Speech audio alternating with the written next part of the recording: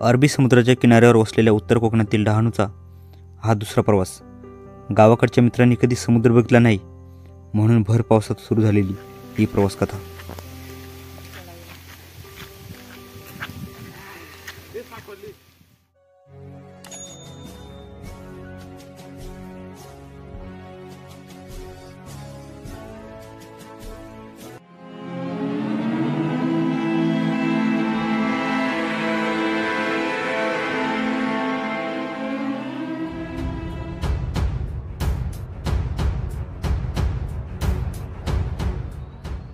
नाशिक जिल्ह्याची बॉर्डर ओलांडून आपण पालघर जिल्ह्याच्या एका गावात पोहोचलो. खोडा. ये हमारा दोस्त है बुगा, उसका काम करता है गैरेज पे. धावत्या जगाशी स्पर्धा न करता आपलं एक वेगळं अस्तित्व निर्माण केलेलं मोखाडा तालुक्यातील हे गाव. डहाणूकडे जाण्यापूर्वी आपण इथून पश्चिमेला 13 किलोमीटर अंतरावर असलेल्या सूर्यमा या ठिकाणी जाणार आहोत. समुद्राच्या भेटीसाठी पोरांनी पावसाचा मारतार खाल्ला, पण पावसात पडलेले आंबे खाण्याची संधी मात्र सोडली नाही.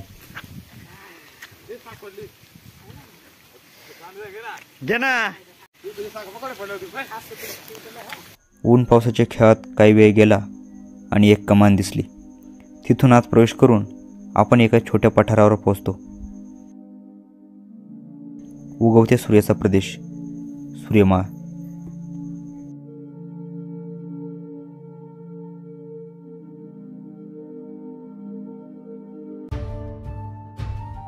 पालघरच्या प्रवासातील हा दुसरा दिवस. आज आपण डहाणू येथे पोहोचणार आहोत. गर्द झाडीतून गिरक्या घेत आजचा दिवस सुरू झाला.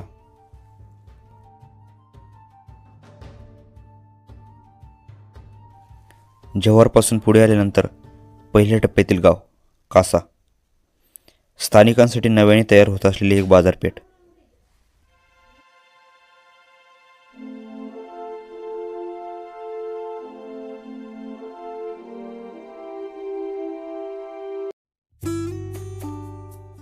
कासा गावातून पुढे येऊन महालक्ष्मी डोंगराला बगल देत डहाणूच्या दिशेने निघालो. मागील पावसाळ्यानंतर सलग दुसऱ्यांदा येथे येत होतो.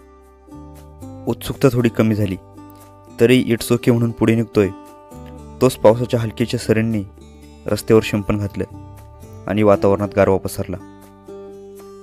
या आधीच्या प्रवासात आपण महालक्ष्मी गड आणि बरीचशी ठिकाणी बघितली, त्यामुळे आता थेट किनाऱ्याकडे निघालो होतो.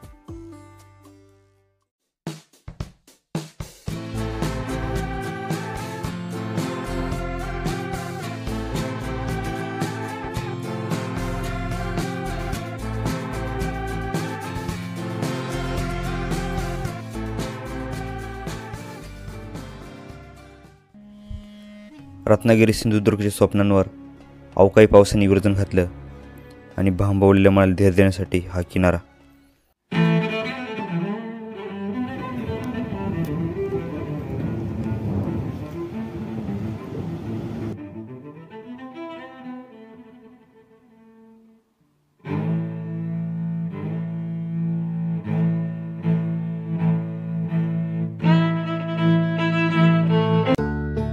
किनाऱ्याला समांतर कोस्टल हायवेने उत्तरेकडे आल्यावर नरपाड, चिखला, घोलवड ही गावे लागतात.